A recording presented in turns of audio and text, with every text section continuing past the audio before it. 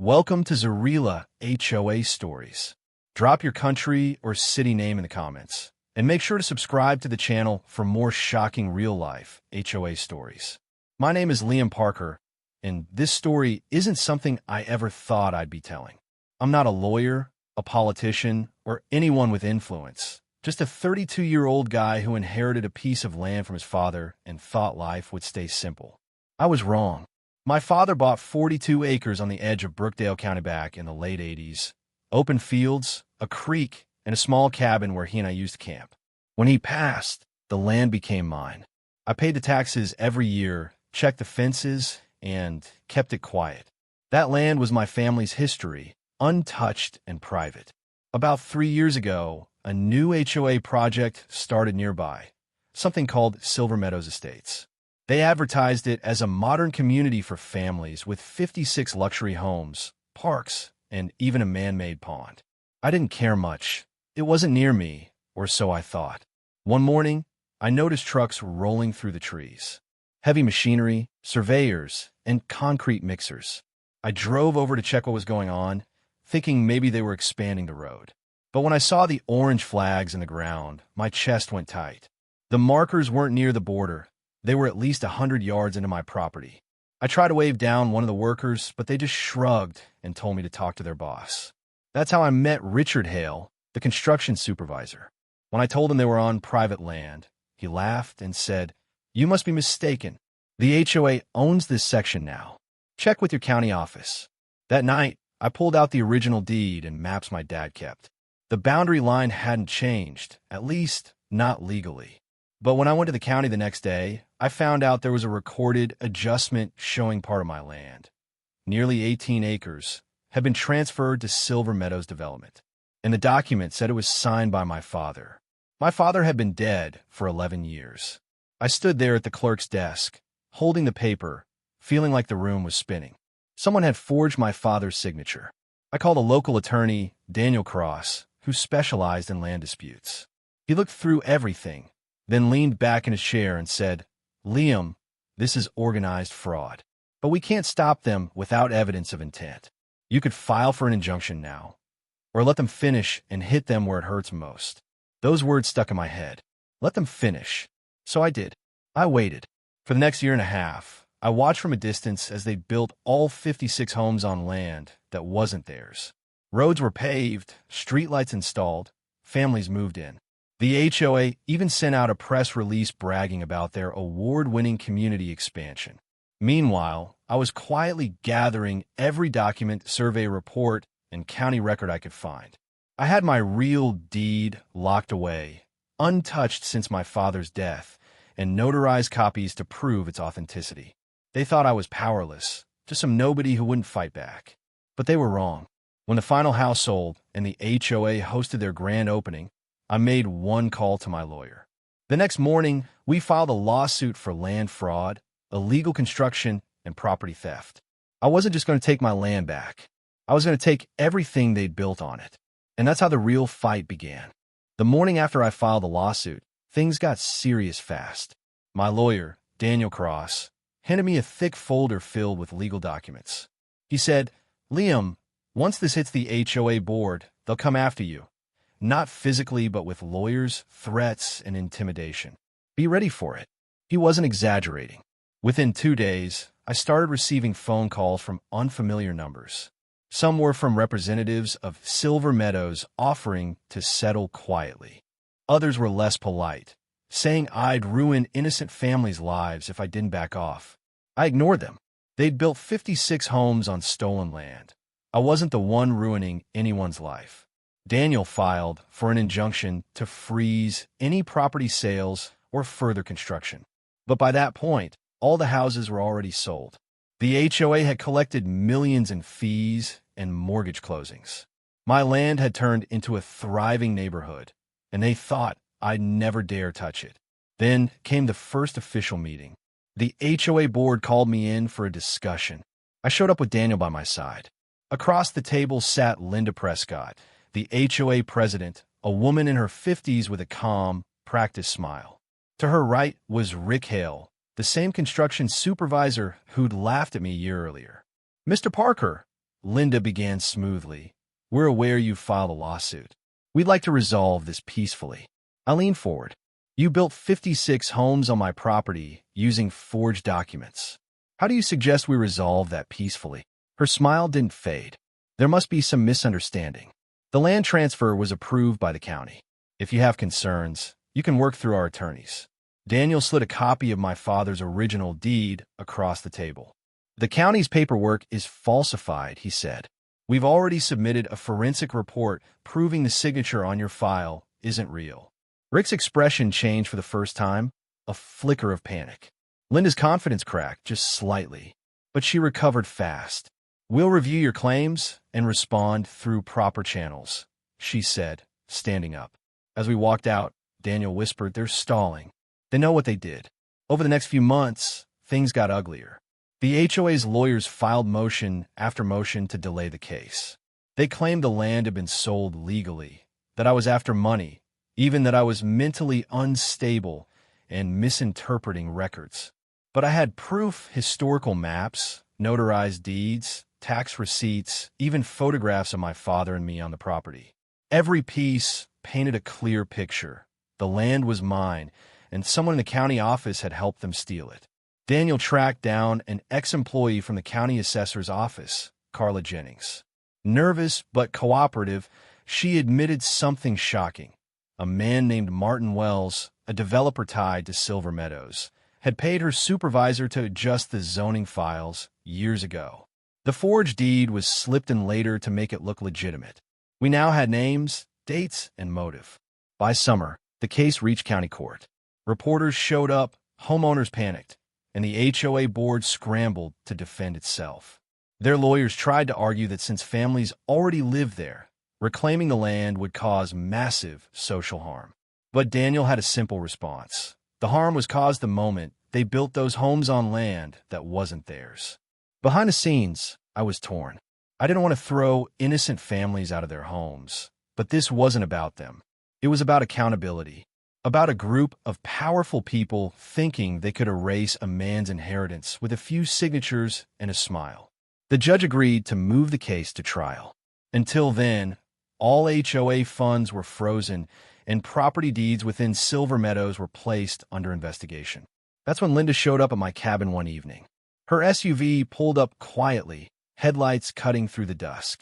She stepped out, wearing that same composed smile. Liam, she said softly, you've made your point, but this can still go away. We can offer you compensation, double the land's value. Just withdraw the case. I looked her straight in the eye.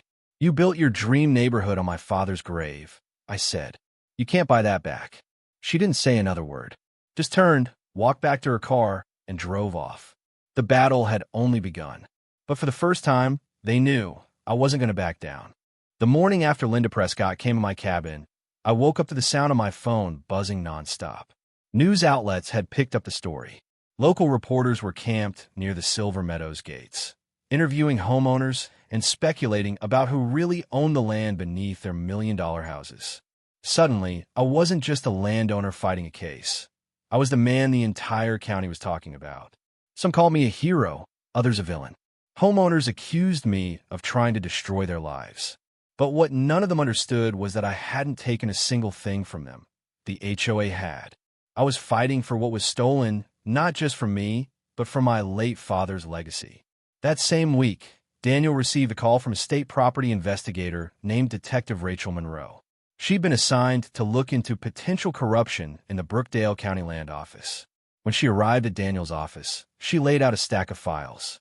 You were right, she said. The forgery wasn't a mistake. It's part of a pattern. Apparently, Martin Wells, the developer behind Silver Meadows, had done this before. In 2 other counties, his company had been accused of boundary errors, conveniently expanding their developments onto adjacent private properties.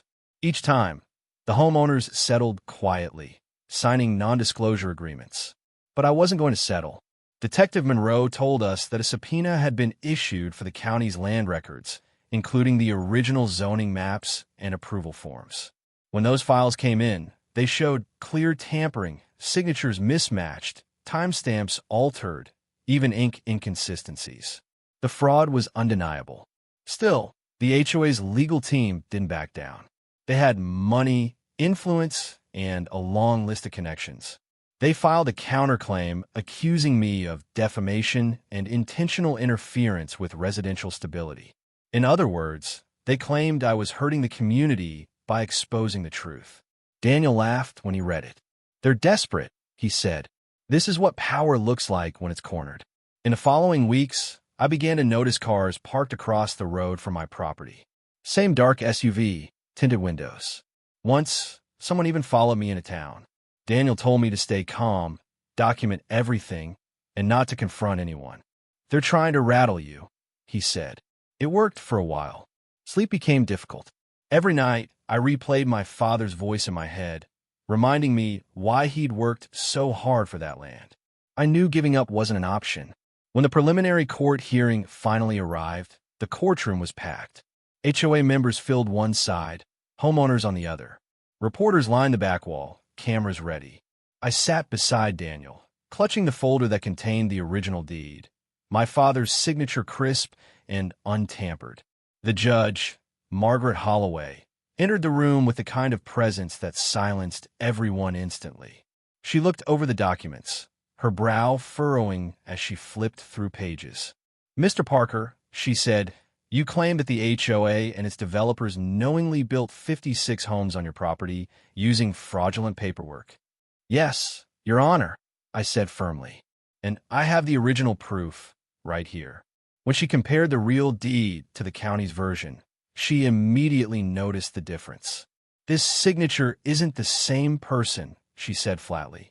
"And the notary stamp is outdated by 7 years. Gasps filled the room. Linda tried to interrupt, but the judge raised her hand. "Mrs. Prescott, you'll have your turn." Daniel handed over the forensic report, photographs, and statements from the former county employee, Carla Jennings. The evidence spoke for itself. The room fell silent except for the sound of papers turning. Finally, Judge Holloway leaned back in her chair. "Given the evidence presented," she said, "this case will proceed to full trial. And I'm ordering an immediate investigation into Brookdale County's zoning department." Linda's calm expression cracked for the first time. Rick Hale muttered something under his breath. And as for me, I felt a strange mix of relief and dread. We'd won the first battle, but the war had just begun. When we stepped outside, reporters surrounded us. Someone shouted, "Liam, do you plan to evict the families?" I looked straight into the camera and said, "This isn't about throwing anyone out. It's about proving the truth. My father's land was stolen, and I'm taking it back the right way." Behind me, the HOA's lawyers rushed into their cars. I knew they'd come back stronger, with every trick and lie they could buy. But I also knew one thing. The truth was finally on record, and that was a weapon they couldn't erase. By the time the trial officially began, Brookdale County had become a battlefield of opinions. The media painted me as everything from a hero to a troublemaker. Homeowners in Silver Meadows were terrified, unsure if they'd lose their homes. And the HOA? They acted like nothing was wrong. Their billboards still read, "Silver Meadows, where community thrives." But behind those smiles, they were desperate. The courtroom was filled to capacity on the first day. My lawyer, Daniel Cross, stood ready beside me, his calm expression masking the weight of what we were about to face. Across the aisle, the HOA's defense team, 5 attorneys in tailored suits, shuffled their papers, whispering strategies. At the center sat Linda Prescott, the HOA president, and Martin Wells, the developer whose name had appeared on every fraudulent document. When the judge entered, the chatter died instantly. "This court is now in session," she said. "Case number 4117, Parker versus Silver Meadows HOA and Ridgeway Development." Daniel began by laying out our evidence: the forged deed, the manipulated zoning records, and statements from Carla Jennings and Detective Monroe. He spoke clearly, methodically, every word cutting through the courtroom. The defendant knowingly constructed 56 residential homes on property legally owned by my client, Mr. Liam Parker, he said. This wasn't a mistake. This was organized fraud involving members of the county zoning department and the HOA's developer. The defense countered fast. Their lead attorney, Thomas Grant, stood and said, "Your Honor, we intend to show that Mr. Parker's claims are built on misunderstandings, outdated records, and personal resentment toward the HOA. Our clients acted in good faith, following legally approved documents." Then he looked straight at me. "Mr. Parker, isn't it true you only took an interest in this property after its value skyrocketed due to Silver Meadow's success?" I stared back at him. "That land has been in my family for 40 years. I didn't take interest. I took responsibility." There was a quiet murmur in the courtroom. Even the judge paused, then nodded for him to continue. Over the next week, witnesses came and went. Carla Jennings testified first. Her voice shook at first, but grew stronger as she described how her supervisor had been paid to adjust land files. "I knew it was wrong," she said, "but people lost their jobs for asking questions." Then came Detective Monroe. She presented the results of her forensic investigation. Mismatched stamps, fake notarizations, altered timestamps, and emails between Martin Wells and a county official discussing boundary flexibility. Every new detail was a nail in the HOA's coffin. Still, the defense tried everything. They brought in experts to question the authenticity of my documents, hired private investigators to dig into my past, and even produced witnesses claiming I had verbally agreed to sell part of the land years ago. A complete lie. Daniel handled each attack calmly, piece by piece dismantling their claims. When the fake witnesses contradicted each other, the judge took note. Midway through the trial, something unexpected happened. One of the homeowners, James Hollow, came forward voluntarily. He stood in court, trembling but determined. "I bought my home here believing everything was legal," he said. "But if what Mr. Parker says is true, then we deserve to know who lied to us too." His words changed the tone of the trial. Suddenly, the homeowners weren't angry at me. They were angry at the HOA board. By the second week, Daniel submitted a motion to subpoena all HOA financial records. The judge approved it. Within days, a thick stack of documents arrived: payment logs, transfers, and developer fees. Hidden inside those records was proof that Martin Wells had funneled over $1.2 million into off-the-book accounts tied to the county zoning office. When the evidence was presented, the courtroom erupted. Linda Prescott's expression went pale. Her attorney tried to object, but the judge's gavel struck hard. "Enough," she said. "This court will not tolerate fraud disguised as procedure." As the day ended, Daniel leaned toward me and whispered, "We've got them, Liam. They know it's over." But I wasn't celebrating yet. People like Linda and Martin didn't go down quietly. I could feel something coming, something desperate, and I was right. That night, I came home to find my cabin door slightly open. Nothing was stolen, but my filing cabinet had been rifled through. Someone had been inside. I called Daniel immediately. He told me to lock everything, keep copies off-site, and not to trust anyone.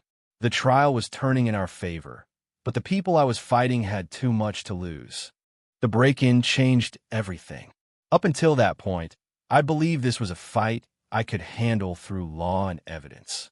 But when someone stepped into my home and went through my private files, I realized how far the other side was willing to go to protect themselves. Daniel arrived early the next morning, grim-faced. He inspected the cabin, looked at the lock, and shook his head. "They were looking for the deed," he said. "They're scared, Liam. That's good, but it also means they're getting reckless." I kept all the originals in a safety deposit box at a local bank, so nothing important was lost. But the message was clear. I wasn't safe. That same week, Detective Monroe called. "I found something," she said. "You might want to sit down for this." At the police headquarters, she showed us an email chain recovered from a county server. It was between Martin Wells and Deputy Commissioner Harold Trent, one of the highest-ranking zoning officials. The messages discussed expedited boundary adjustments and uncooperative landowners. One line stood out: "Parker's parcel will be absorbed quietly. He doesn't even live there full-time. No resistance expected." My hands tightened around the printout. So they planned it. All of it. Monroe nodded. "They manipulated the system, Liam. But the paper trail's clear now. This goes beyond a civil case. It's criminal." The evidence was sent to the state attorney's office, and within a week, formal charges were filed against both Wells and Trent for forgery, fraud, and conspiracy. Word spread fast. News outlets were everywhere again. Silver Meadows homeowners were furious. Not at me this time, but at the HOA board. Some even started a petition demanding Linda Prescott's resignation. The HOA scrambled to maintain control. They held emergency meetings behind closed doors, and their attorney, Thomas Grant, filed a motion to dismiss the criminal charges from influencing the civil trial. The judge denied it. Inside the courtroom, the atmosphere shifted. You could feel the tension. The HOA board members avoided my eyes, whispering frantically to their lawyers. Linda looked pale and exhausted. Martin Wells didn't show up that day. Rumor had it he'd already been questioned by state investigators. Then something unexpected happened. During recess, a man approached me in the courthouse hallway. He was in his 60s, wearing a county maintenance badge. "You don't know me," he said quietly, "but I worked in zoning for 20 years. What they did to your land, it wasn't the first time." He told me that over the past decade, multiple landowners had lost property lines in errors that conveniently benefited developers tied to Martin Wells. Some had taken small settlements. Others never realized it had happened. That night, Daniel and I went over everything again. The forged documents, the money transfers, the political connections. "This is bigger than an HOA," he said. "This is a network." Wells used HOAs as a front to grab cheap land, build fast, and bribe whoever got in the way. The next day, the trial resumed with one final blow. Detective Monroe testified under oath, confirming the conspiracy and showing the jury the email trail. When the defense tried to object, the judge overruled them. Linda Prescott took the stand next. Her hands trembled as she spoke. "I didn't know about the forgery," she said. "I trusted Martin's documents. I just wanted the project finished." Daniel's voice was steady when he questioned her. "So you never questioned how your development suddenly gained 16 acres overnight?" She hesitated. "It wasn't my place to—" He cut her off. "It was exactly your place, Mrs. Prescott. You signed off on every document." The silence in the courtroom was absolute. When she stepped down, even her own lawyers wouldn't look at her. By the end of that day, the case had shifted entirely in our favor. The HOA's credibility was gone, and the county itself was under investigation. But victory wasn't as simple as winning the case. There were still families living on that land. Innocent people who had no idea they were caught in the middle of a multi-million-dollar fraud. As I drove home that night, headlights flashed in my rearview mirror. A dark SUV followed me for miles before turning off suddenly. My pulse pounded. The legal war was almost won, but it felt like something darker was just beginning. And I had a feeling the people I'd exposed weren't finished with me yet. For days after the SUV incident, I couldn't shake the feeling of being watched. Every time I stepped outside, the woods around my cabin seemed quieter than usual, too still. Daniel told me not to panic, but he also admitted that powerful people were involved and desperate ones were dangerous. The trial was now entering its final phase. The defense had run out of arguments, and the county's corruption was out in the open. But before the verdict could be reached, a new twist hit us. Early one morning, Daniel called me, his voice sharp. "Liam, meet me at the courthouse. Something's wrong." When I arrived, he handed me a printed email, supposedly from me, sent to the HOA's attorney, offering to settle privately for $2 million. It was fake, but looked real enough to cause chaos. "They're fabricating evidence," Daniel said. "They want to paint you as greedy, make the judge think this was all for money." The HOA's lawyers filed a motion claiming I'd tried to extort their clients. The timing couldn't have been worse, just days before closing arguments. But Daniel stayed calm. "They're panicking," he said. "We'll counter it with digital forensics. They'll regret this." Within 48 hours, Detective Monroe's tech team traced the fake email to a temporary server registered under Ridgeway Development, Martin Wells' company. The evidence destroyed their attempt instantly. The judge was furious. "This court will not tolerate falsified communications," she said. "Any further misconduct will result in contempt charges." It was the final mistake the HOA could afford, and they knew it. But while the legal side was unraveling, the personal attacks were growing worse. My mailbox was filled with threats, mostly anonymous letters saying things like, "You'll regret this," or "Walk away before it's too late." Then one night, I woke to the sound of glass shattering. Someone had thrown a rock through my window. When I looked out, I saw headlights disappearing down the dirt road. I called the sheriff, who arrived within the hour. There were no footprints, no license plate, nothing. But the message was clear: stop fighting. Daniel insisted I stay in town until the trial ended. "We can't take chances," he said. "You're too close to winning. They'll do anything to stop that." For the next few days, I stayed in a small motel near the courthouse, guarded by local deputies. From there, I watched the storm build. The media was everywhere, and the headlines were brutal for the HOA.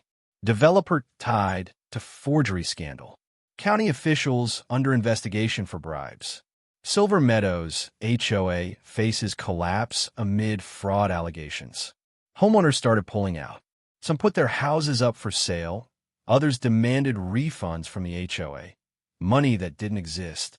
The once proud luxury community was falling apart before the verdict was even delivered.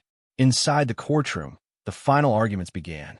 Daniel stood before the jury, his voice steady and firm. "Ladies and gentlemen, this isn't about money," he said. "It's about trust. Trust in the system, trust in property rights, trust that no one can simply forge a name and take what generations have built." Liam Parker's father worked for that land his entire life. The defendants built their empire on deception. The law demands accountability. When the defense spoke, their tone was weak, defensive. They claimed ignorance, mistakes, miscommunication, anything to avoid admitting guilt. As the session ended, the judge announced that closing statements would be followed by a short recess before the verdict. Everyone knew what was coming. But later that night, something unexpected happened again. Daniel got a call from one of his contacts in the sheriff's office. Martin Wells had vanished. His car was found abandoned near the county border, engine running, but he was nowhere in sight. "He's running," Daniel said grimly, "or someone doesn't want him to talk." Detective Monroe launched a statewide alert, but by morning, Wells was still missing. The trial was set to resume the next day without him, and the atmosphere was heavy with tension. I couldn't sleep that night. I sat by the motel window, staring out at the parking lot lights, thinking of my father's old words. "The land will always remember who it belongs to." And for the first time, I started to believe that maybe he was right. Because no matter what they tried, threats, lies, or fear, the truth had already taken root. And by the next sunrise, it would all come to light in court. The courthouse was packed on the morning of the verdict. Reporters filled the hallways, cameras flashing as people whispered about Martin Wells's disappearance. The HOA's remaining representatives sat pale and silent, their lawyers avoiding eye contact with anyone. I sat beside Daniel, my hands clenched. The judge entered, and the room fell still. "After careful review of all evidence," she began, "this court finds that the deed transfer to Silver Meadows HOA was fraudulent, conducted under falsified documentation and bribed approvals. The rightful ownership of the property belongs to Liam Parker." The words hit me like a wave. For a moment, I couldn't move. I saw Daniel exhale slowly, his eyes meeting mine with a rare, quiet smile. But the judge wasn't finished. "Furthermore," she continued, "due to evidence of forgery and intentional misrepresentation, Ridgeway Development and associated members of the HOA board will face criminal prosecution. County officials involved are under separate investigation." The courtroom erupted in murmurs. The HOA's attorneys tried to stand, but the judge's gavel cut them off. "Order," she commanded. "Mr. Parker, you are legally reinstated as the owner of the land upon which the Silver Meadows development was built." That was it. 56 homes, all standing on my land again. Outside the courthouse, reporters swarmed around me, shouting questions. What will happen to the residents? Are you going to demolish the houses? Do you plan to sell the land back? Daniel shielded me from the noise, guiding me to the car. "Don't say anything yet," he whispered. "Let's handle it properly. We'll hold a press statement later." But even as we drove away, I couldn't ignore the conflicting emotions inside me. I'd won, legally completely. Yet I wasn't celebrating. Those houses were filled with families, kids playing in driveways, people who had no idea they'd been living on stolen land. That night, I sat alone in my motel room, scrolling through messages. Some were congratulations, others were hate. Homeowners called me a thief, accusing me of ruining their lives. One message read, "My family is nowhere to go. Are you happy now?" The truth stung. I hadn't done this to hurt anyone. I'd done it to expose the people who thought they could steal from me and erase my father's legacy. The next morning, Daniel met me for coffee. "We have options," he said, pulling out a file. "You could sell the homes back individually, lease the land to residents, or demand eviction. It's your legal right now." "I don't want to ruin lives," I said quietly, "but I can't just let them stay for free." He nodded. "Then we find balance. You hold ownership, they get stability, but the HOA ceases to exist. No more control, no more corruption." Later that day, I went back to Silver Meadows for the first time since it all began. People stood outside their homes, staring at me as I drove in. Some looked angry, others just confused. At the center of the neighborhood, where the fake HOA office once stood, the sign had been torn down. The windows were broken, papers scattered across the floor. Inside, I found old blueprints, bribe lists, and memos signed by Martin Wells, physical proof of everything they'd done. As I stood there, a man approached me. He was in his 50s, wearing a work shirt and jeans. "You're Liam Parker," he said cautiously. "I bought my house here 2 years ago. I didn't know it wasn't legal. I just wanted a place for my family." I nodded. "I know. None of this is your fault." He hesitated. "So what happens to us now?" That question stayed with me the whole night. I realized then that this wasn't just my victory. It was a responsibility. When I met Daniel the next morning, I gave him my decision. "We're not kicking anyone out. I'll lease the land to every homeowner fairly at minimal cost. But the HOA name is gone. They'll deal directly with me from now on." Daniel smiled faintly. "That's fair and smart. It gives them security and keeps your control intact." As word spread, the neighborhood slowly calmed. People began removing HOA signs, repainting gates, and organizing meetings without corrupt officials. But the calm didn't last long. A week later, I received an unmarked envelope at my new office, no return address. Inside was a single photo, Martin Wells standing near a lake, looking straight at the camera. The back of the photo read, "You took everything from me, Liam. This isn't over." And just like that, peace turned into fear again. Because if Wells was still out there, he wasn't finished yet. The envelope changed everything. I sat in my office, staring at the photo of Martin Wells standing by a lake, his face calm, but his eyes cold, as if he was daring me to make a move. Daniel and I both knew this wasn't just a threat, it was a promise. "Liam," Daniel said, leaning over the desk, "he's out there, and he's planning something. You need to be careful. Wells doesn't play by rules. He thinks money and intimidation make him untouchable." I nodded, feeling a chill run down my spine. The courtroom victories had been satisfying, but they didn't mean safety. Martin Wells was still free, and I had no idea what he was capable of. The next day, Detective Monroe called. "We've traced the photo location," she said. "It's about 40 miles from here, a private property he owns. No cameras, no surveillance. He's hiding, planning. We can't guarantee he won't try something drastic." Despite the warnings, I knew I couldn't live in fear. The Silver Meadows neighborhood was still mine legally, and the families living there were counting on me to stabilize the situation. I started visiting homeowners individually, explaining the lease agreements and the fact that the HOA no longer existed. Reactions ranged from gratitude to suspicion, but slowly, people began to trust that I wasn't there to harm them. I was there to reclaim control from those who had built it on lies. Meanwhile, the HOA board members had vanished quietly. Linda Prescott resigned, claiming health reasons, though everyone suspected fear had driven her away. Rick Hale disappeared without a trace. The streets were silent now, except for the hum of daily life resuming under new management mine. But the quiet wouldn't last. 2 weeks later, I received a call from a resident. "Liam, someone's been circling the neighborhood at night," he whispered. "Dark SUV. Plate numbers untraceable. It's scary." I relayed the information to Monroe, and she promised increased patrols. Still, the feeling of being watched never went away. Every glance over my shoulder reminded me that Martin Wells could strike at any moment. Then, One evening, as I walked the property line near the creek, I noticed something odd. A small cabin had been set up on the edge of my land, makeshift, camouflaged by trees, and definitely not here before. I approached slowly, my heart pounding, and saw fresh footprints leading toward the creek. Daniel and Monroe arrived within minutes, and we inspected the area. It was clear someone had been monitoring the neighborhood for days, maybe weeks. Supplies were stacked inside the cabin. Food, blankets, and what looked like maps of the neighborhood. "This is him," Monroe said quietly. "Wells is planning, watching. He's waiting for the right moment." I knew then that legal victories weren't enough. Courtroom papers couldn't protect me against someone willing to break the law violently. That night, we devised a plan. Security cameras were installed around the perimeter. Monroe coordinated with state police for regular patrols.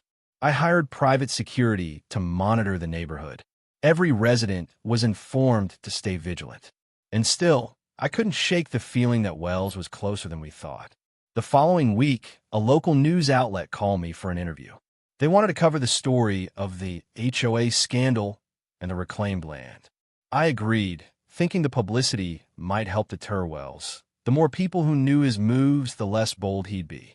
During the live broadcast, I looked into the camera and said, "This land belongs to its rightful owner. The HOA no longer controls it, and anyone who tries to take what isn't theirs will face justice. My father's legacy will not be stolen again." The segment went viral, and for the first time, I felt a sense of empowerment. But I also knew Wells had seen it, and whatever he was planning, he had to move fast. 2 nights later, the first sign of direct confrontation appeared. A flashlight beam crossed the property line near the creek. Someone was approaching stealthily.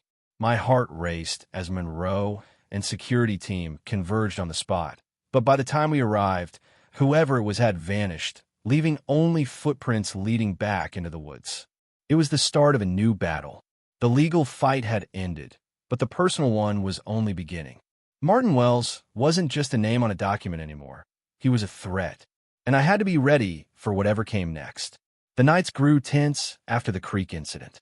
Every rustle of leaves, every distant engine sound set my nerves on edge. Martin Wells had gone from a courtroom adversary to a shadow looming over my property, and I knew he was capable of anything. Detective Monroe and I had discussed every scenario. Surveillance cameras were installed along every vulnerable section of the land. Private security patrolled in shifts. Yet, no matter how careful we were, I couldn't shake the feeling that Wells was always one step ahead. It was a Friday night when the confrontation began. I was reviewing property maps in my cabin when my phone rang. It was a resident from Silver Meadows. "Liam," he said, voice shaking. "I think someone's in my house." "Lights, movement." I grabbed the phone. "Stay put. Lock the doors. Don't approach them." Then I called Monroe. Within 20 minutes, state police and private security surrounded the neighborhood. Flashlights swept across lawns, shadows darting between the houses. And then, from the woods near the edge of my property, a figure emerged, tall, heavy coat, hat pulled low, moving fast toward the perimeter. My heart skipped a beat. It was him, Martin Wells. Monroe's team followed him discreetly, while Daniel and I watched from a safe distance. Wells moved with precision, almost as if he had scouted every corner beforehand. He made no attempt to hide. He wanted to be seen, daring me to react. Then he vanished into the tree line. When Monroe's team reached the spot, there was nothing, no footprints beyond a certain point, no trace of a vehicle. It was as if he had disappeared into thin air. The following days brought more threats. Anonymous messages appeared on my phone and email. "Stay out of what's mine. Your victory is temporary. I'll get what's mine, one way or another." Some had photos.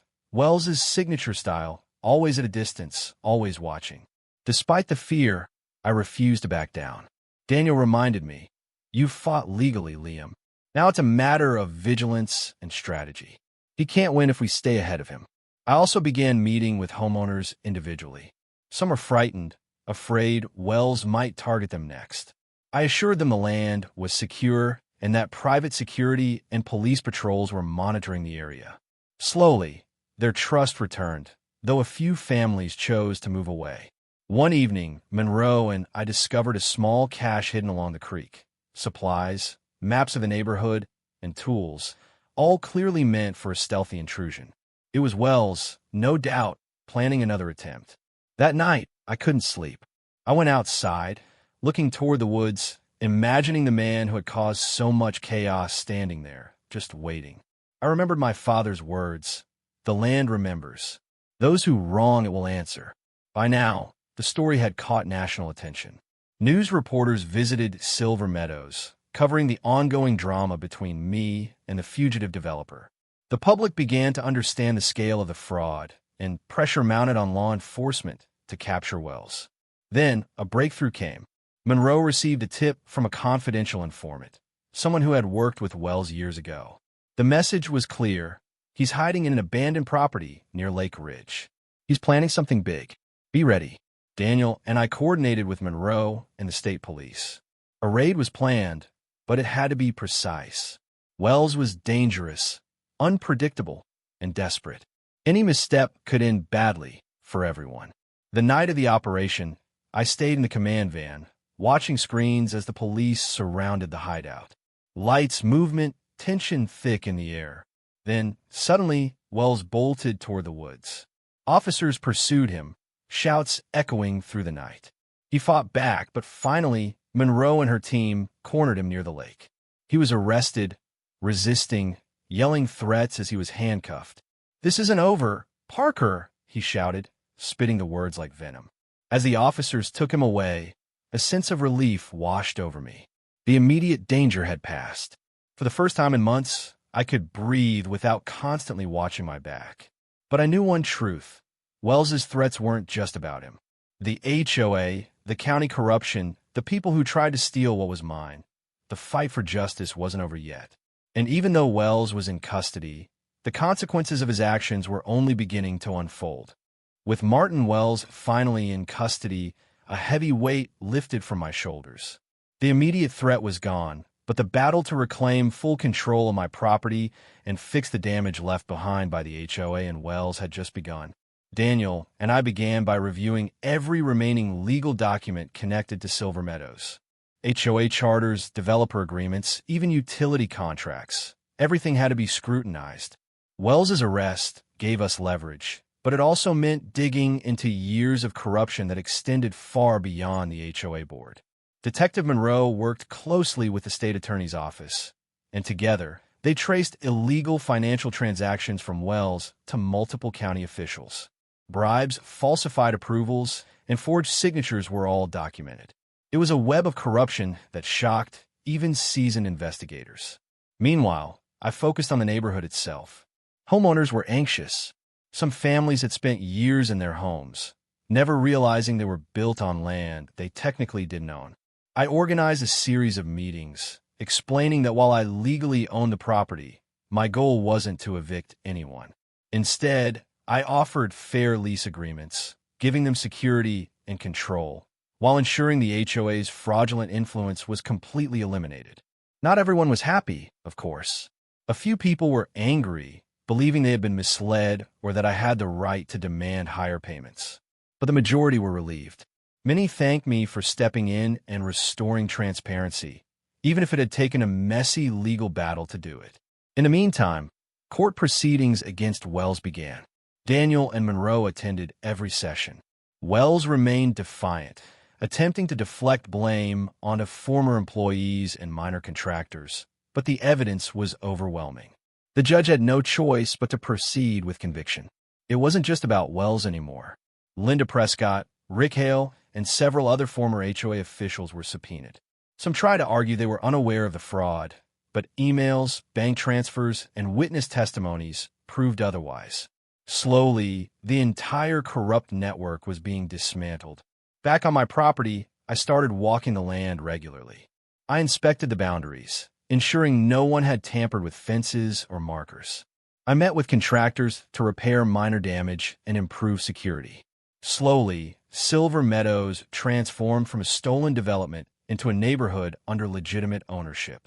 During this process, I also discovered hidden records Wells had kept in a storage unit near town. Blueprints, financial ledgers, and internal memos revealed his plans to expand illegally into adjacent properties. The evidence was handed to authorities, potentially preventing future fraud and protecting other landowners in the county.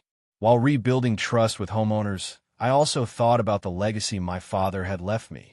The land wasn't just property, it was family history. Each creek, tree, and field held memories of our past. I realized reclaiming it was more than a legal victory. It was honoring everything my father had built and protected. Despite the relief, I couldn't ignore the lessons learned. Corruption could hide behind official documents.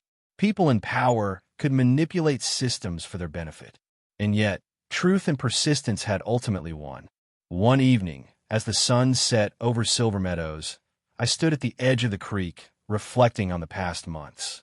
The neighborhood had stabilized. Wells and his accomplices were facing justice, and the land was finally secure under my name. But in the back of my mind, I knew vigilance was essential. Others might try to exploit loopholes, test boundaries, or manipulate local offices. The fight to protect what was mine and ensure justice for anyone who tried to steal it would always continue. For now, though, I allowed myself a rare moment of peace. The land was mine again, the fraud exposed, and the neighborhood thriving under legitimate ownership.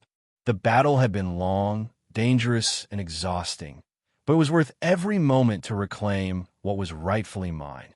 And even as the lights of Silver Meadows glowed warmly across the property, I knew one thing.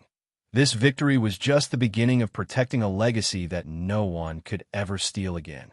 By the time the final court hearings began, Silver Meadows had changed completely. The HOA was officially dissolved, Martin Wells was behind bars, and the county corruption scandal had made headlines across the state. Families were adjusting to the reality that their homes, while previously built on fraudulent grounds, now rested on land owned legitimately by me. The courtroom was tense that morning. Daniel and I arrived early, documents in hand, ready to finalize every remaining issue.